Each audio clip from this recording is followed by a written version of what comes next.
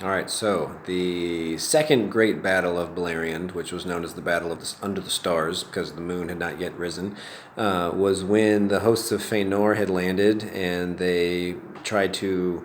Well, they went through the Mountains of Shadow and they headed through Hithlum, and they made their encampment in that region by the long lake of Mithram. Okay.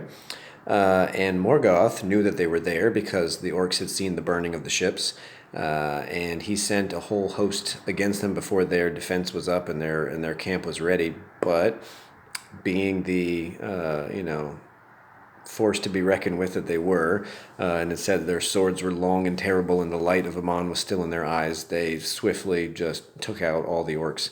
So the battle lasted for 10 days. And from the returning host, Morgoth was not too happy because the whole host that he had made ready for all sorts of assaults, it says just a handful of leaves returned.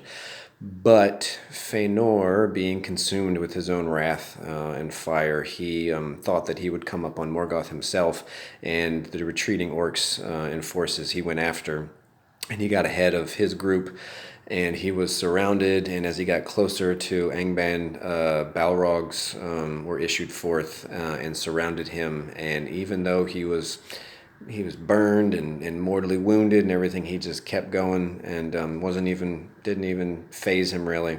And he would have been killed right then and there, but his sons came up to aid him, and the Balrogs departed back to Angband, and they got got him out of there.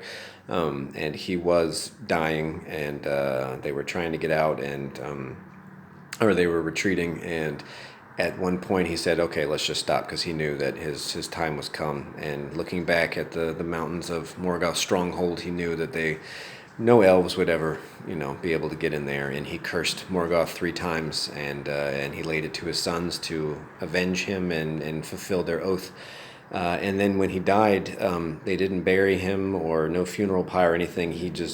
The fire of his own being just burned him away into ash and smoke and blew off on the wind. And it says, "Thus passed the mightiest of all the Noldor." So that was the death of Feanor in the second battle of Beleriand. Okay, Stephen Colbert. I want to talk about Silmarillion, Token, and Middle Earth, and all that good stuff. So hit me up, please. Thank you.